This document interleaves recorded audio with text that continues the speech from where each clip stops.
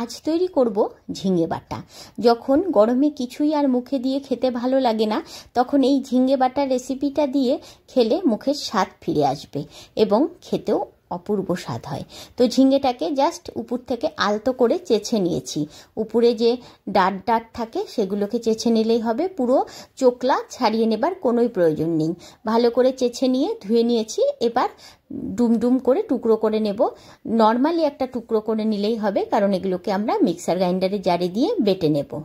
ঝিঙেটা জলা সবজি, তাই গরমের দিনে খেলে শরীর ভালো থাকে, শরীর ঠান্ডা থাকে, আর খেতেও এই ঝিঙে বাটাটা অপূর্ব টেস্ট হয়। তো এইভাবে আমি ডুমডুম করে টুকরো করে নিয়ে নিয়েছি। এবার এগুলোকে চলুন মিক্সার গ্রাইন্ডারে জারে দিয়ে দিই। তার আগে বলি, এখানে আমি 1 চামচ পোস্ত ভিজিয়ে রেখেছিলাম একটু গরম জল দিয়ে। তো সেই পোস্তটা আগে আমি মিক্সার গ্রাইন্ডারে জারে দিয়ে দিলাম। তার সাথেই দিয়ে দিলাম 4টে কাঁচা লঙ্কা। আর এবার আমি ঝিঙেগুলো দিয়ে দেব। ঝিঙে জলা সবজি বলে জল না দিয়ে মিক্সার গ্রাইন্ডারের জারে সুন্দর পেস্ট করে নেওয়া যায়, কিন্তু আমি পোস্ত দিয়েছি বলে একটু জল দিলাম।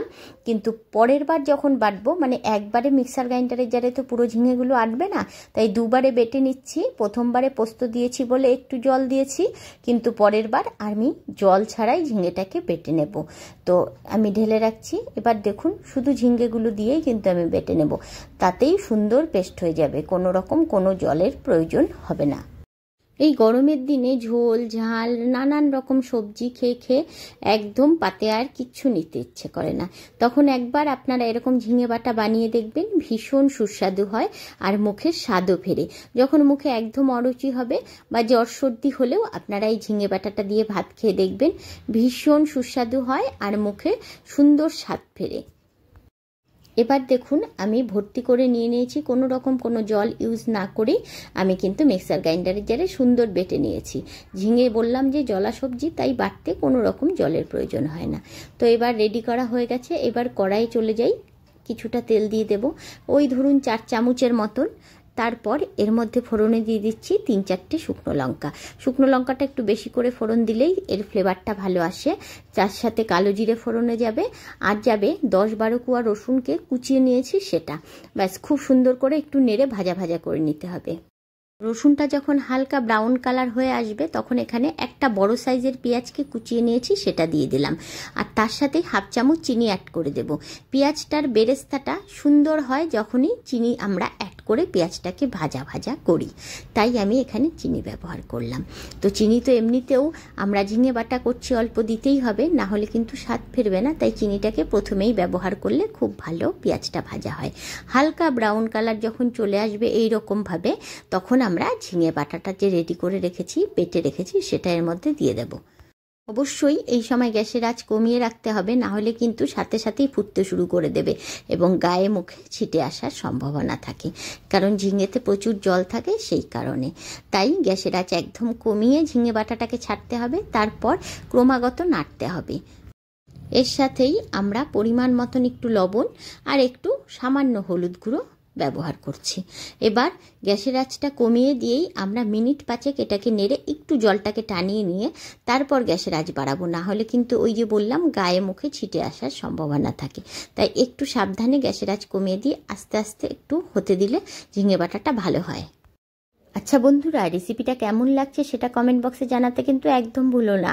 আর তোমরা কে কে বাড়িতে কিভাবে ঝিঙে বাটা বানিয়ে খাও সেটাও আমাকে কমেন্ট বক্সে জানিও। অনেক বাটা তো খেয়েছো, যদি না খেয়ে থাকো একবার অবশ্যই ঝিঙে বাটা বানিয়ে খেও, ভীষণ সুস্বাদু লাগবে।